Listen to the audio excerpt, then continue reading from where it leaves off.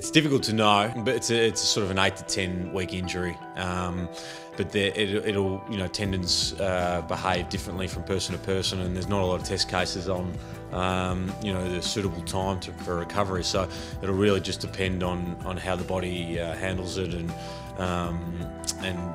that is a little bit uncertain. I suppose what I really wanted to do is just make sure that the injury heals properly and make sure that it's right. So the time frame is a bit irrelevant. I think to make sure that the injury is right and that the tendon is properly healed, and then just see where that leaves us in terms of what time of the year it is.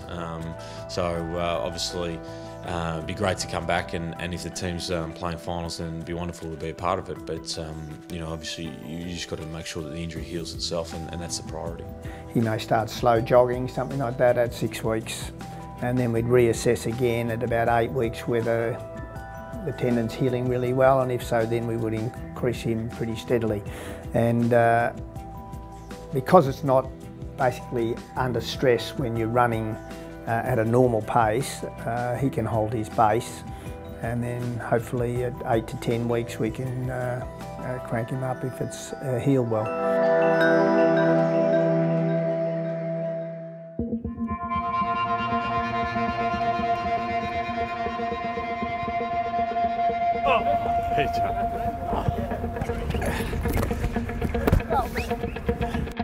Let's go. Let's go. Quick kick, quick kick, kick. I think it's an exciting challenge for any coaching team, is that you do have a lot of different personalities. You have a different way that guys drive themselves. Everyone plays footy for a slightly different reason, but being able to pull that together as a team is critical to your end result. You have to have a culture around there's something to play for as a team, and it's so important as a team and a club that you develop that and bring those individuals together to shape where you want to go.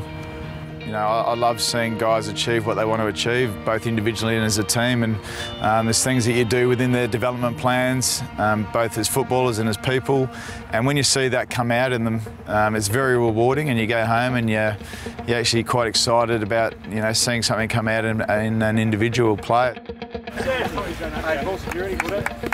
week on the track, guys. Finish the week off, boys. Most challenging is when they probably really struggle to get to those things that they want to achieve, and how you go about trying to find a way from. There's a lot of scrutiny within this industry, and you certainly feel for them if they aren't quite hitting where they need to go. Let's go, boys, do well. Get sharp, good technique.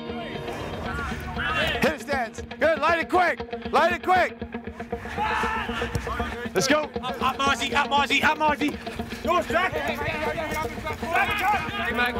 Just urgency with the ball, urgency. At the end of the day, what they produce out there is a reflection of coaching, and we have to find ways to do it better and get them to do it more consistently. And I think that's the challenge for us as coaches, is to be able to find that and continually make sure it's a learning environment and know that it's not going to be perfect all the time.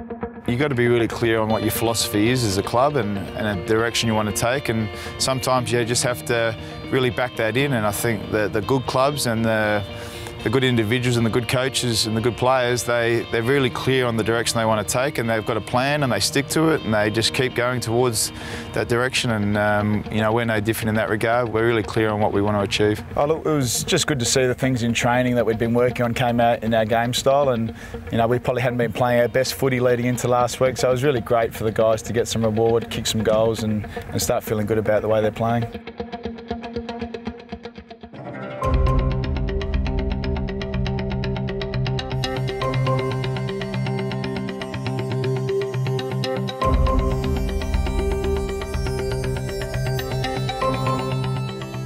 We give them probably 15-20 minutes at the start just to prepare themselves. Some will do it differently, some strap straight away, get ready, get in their gear straight away, others do it probably after. Then we'll have a main meeting where Bomber will just go through the main messages of the week and tries to ask a lot of questions to make sure the players are aware of how we like to play and what we're going to do today. And usually pretty motivational, Bombers, just before we go out, so they're ready.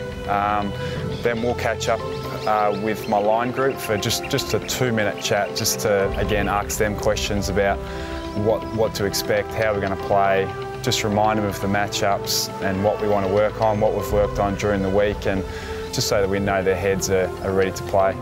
Just preparing really the last bit of information to take into the game. So what we're going to do defensively, offensively as a forward group.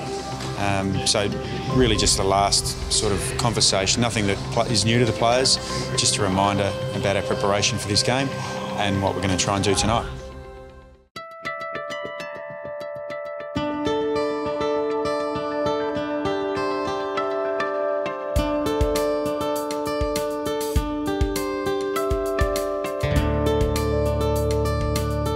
It's about an hour. We just do a bit of media work. We've had the team meeting. It's the players' preparation time, so that's when they really just go over their thoughts about how they want to play, what the team focuses are, and get themselves in a state to play, which is an important time for them to prepare.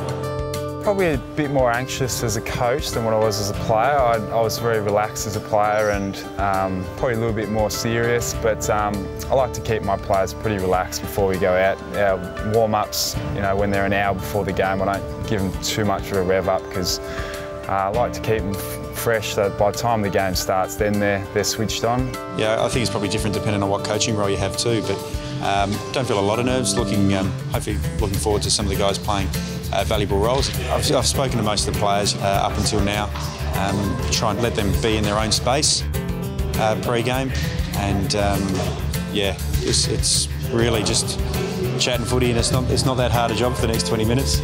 This is the worst time of the week for a coach. You've done all your work and you're just waiting for the game to start.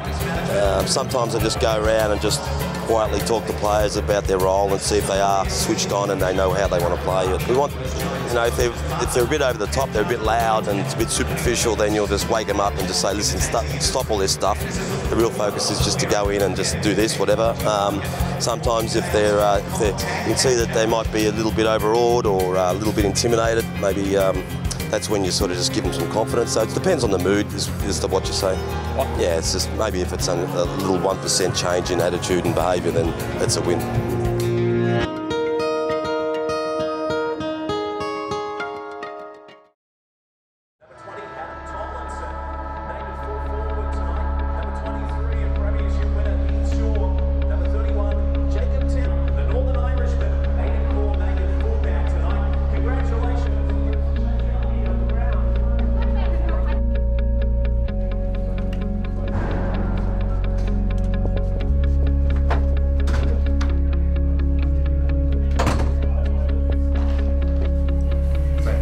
Did Whitfield drop off there, mate? Did he come right back? Whitfield came halfway back, not all the way back.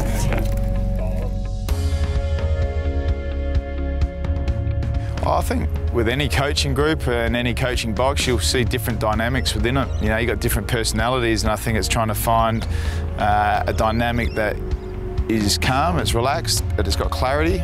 And it's got clarity of message, and if you can find that right dynamic, it's a critical part to having success. You looking at Demps in that ego, what they're doing? Yes, he's doing it again, mate. He's coming off now. Yeah, just put him on, mate. Who's that stance for? Yeah. What are we talking to the boys at? Kicking the ball. Yeah, boys, we've already fallen for the trap of just trying to be a bit fancy-pantsy, right? Just get the ball. If you've got someone to handball to, you handball. Otherwise, you kick the ball. Oh, look, it can be pretty crazy at times, but at the same time, we tend to like to think we can keep it the same week in, week out, whether we're winning or losing. But you know, we really want to have just open discussion up there and make sure that we've got real clarity in our decision making. And at the same time, we want to make sure we're continually talking to our players and educating them why the game's on. Getting the ball in our hands and then always looking forward. Always looking forward. What's ahead? What's ahead? Getting into the game through play, mate. Yeah, playing, it's good. All right? It's like a wet night, so we just got to keep it pretty simple tonight.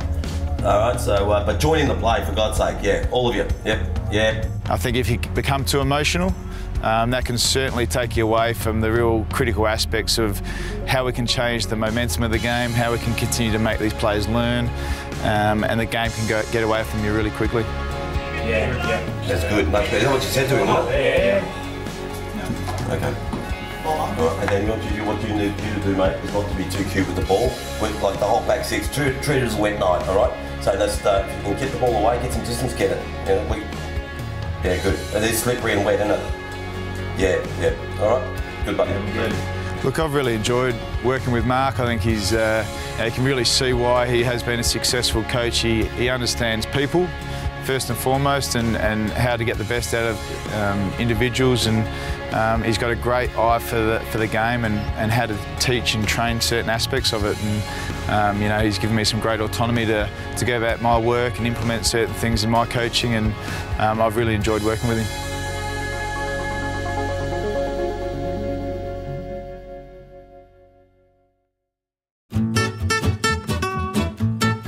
G'day, I'm Chappie. Like Mark Tubby Taylor, a few of the Essendon players have got a few hidden talents of their own.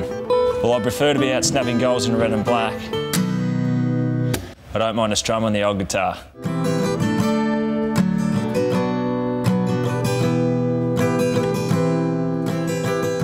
We go camping a lot. It's always good to sit around the campfire and strum along and have a sing-along. My favourite band is Metallica, but on the acoustic it's hard to get some good sounds like Metallica, so I stay away from them. So there you go, guys. That's my hidden talent.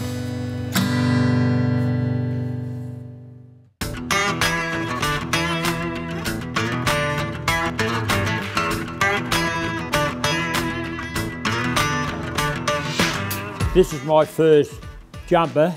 Not really, it isn't, because my grandkids probably have got all my old jumpers and things like that, but this is the red sash that I go every Saturday and watch and barrack and hope they win.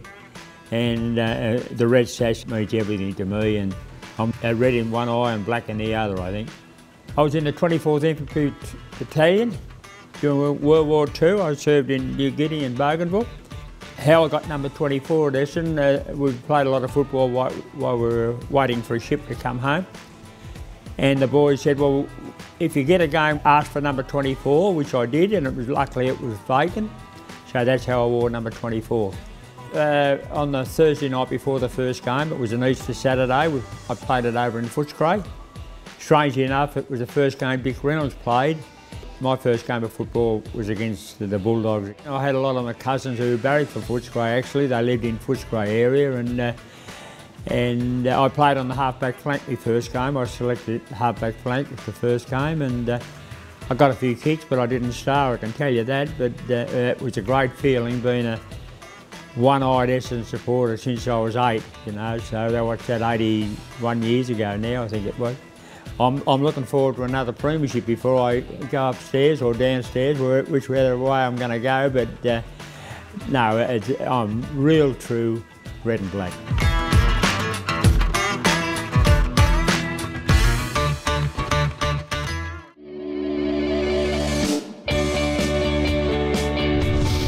True Value Solar are giving value back to some very excited local Essendon Football Club fans today. They're giving them the chance to ask any question they like to their favourite Bombers players. Let's hear what they've got to say.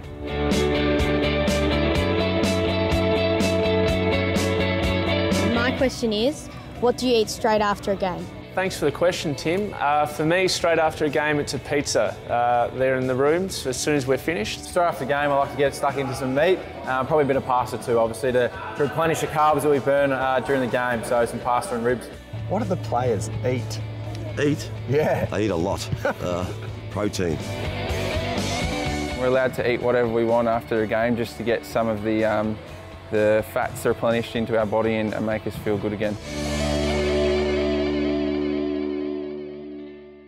We're here today to see an Essendon fan earn their sash. Today, Adrian here is going to see if he can do 5 push-ups with my foot on his back. Ready to go, Adrian? Yep, all good. 1, 2, 3, 4, here we go. 5, good stuff. Good work, mate. Cheers, Mike. Well done. So there you have it. Another Essendon fan has earned their sash. If you'd like to earn yours, tell us what you're prepared to do via our hashtag. Oh, you've fallen over.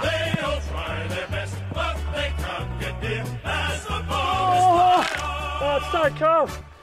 One way to earn your sash is to visit the Kia website and see the many great deals currently on offer across the entire Kia range. So visit kia.com.au and find a deal that's right for you. You can even leave the sash on if you like.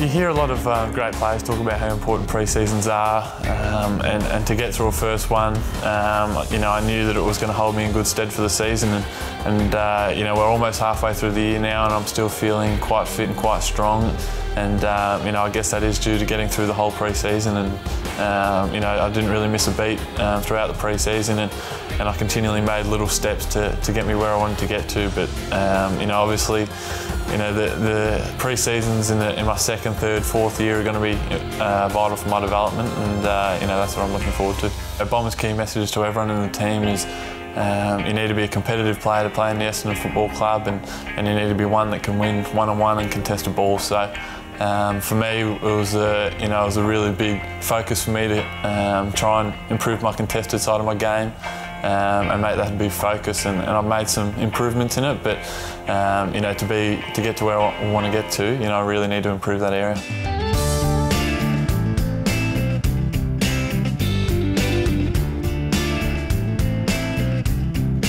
Yeah, look, Joe's, there's no doubt we want him to be a particular player, a long-term player for the footy club, and a really good player, and we made a real conscious decision at the start of the year that we were going to play Joe. And we see his development coming along in leaps and bounds. He's continuing to grow, continuing to fill out, and continuing to understand what it's required to play within a forward structure, within an AFL team. And you know, it's really important as a footy club we don't put too many expectations on Joe. At the end of the day, he's a second-year player, and you know, the key forwards and the key position players in the competition probably don't come into their prime till, you know, their fifth year at AFL level. So we've still got a lot of work to do with Joe, and he understands that, and there'll be certain times when he's rested, but at the same time we're really looking forward to his continued development.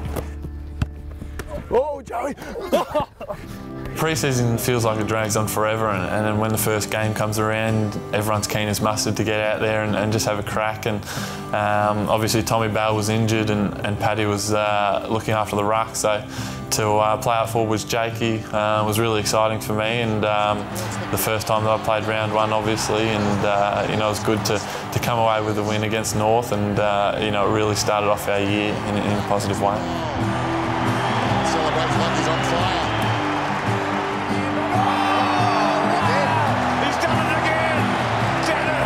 Kicking goals is a lot of fun, and you know, every time I kick a goal, I've got a big smile across my face because it is fun.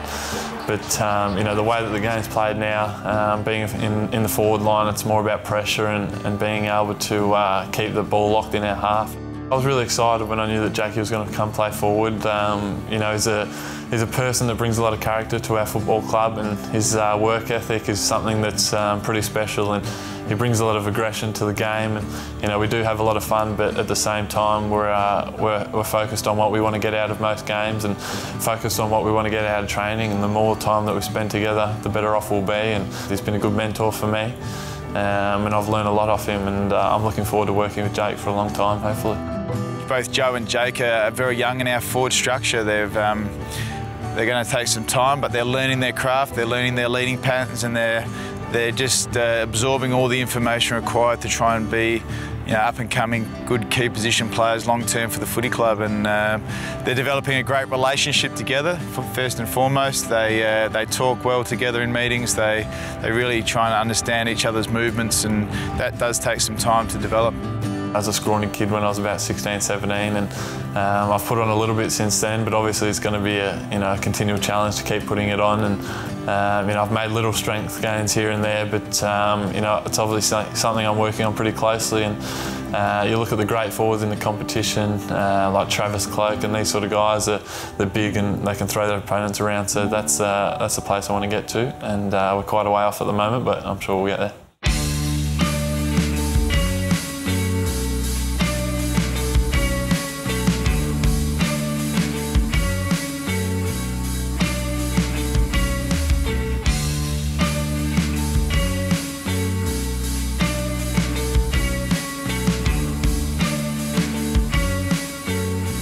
Around my draft, there was a lot of my friends and guys that I grew up playing with headed to the Giants. So, there's a lot of guys up there that I'm quite close with, and hopefully they're out in the paddock this weekend. And the Bombers can come away with the 4 points. But obviously they're a young side, they're improving rapidly, and it's going to be a good challenge for us because their contested work is as good as anyone in the competition. So it's going to be a real test for the Bombers this week.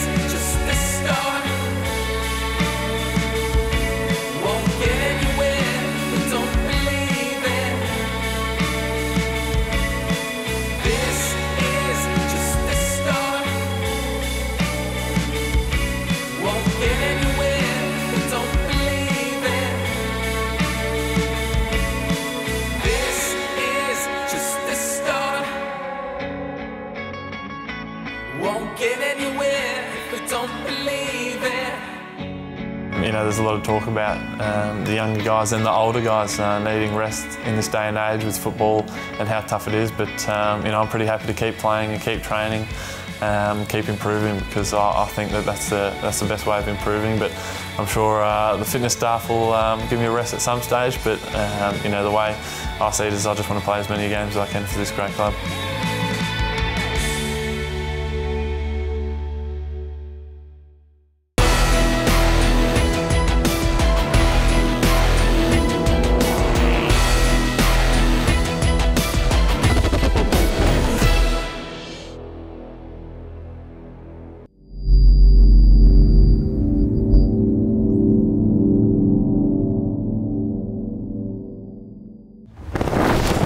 This has been a Fox Footy presentation.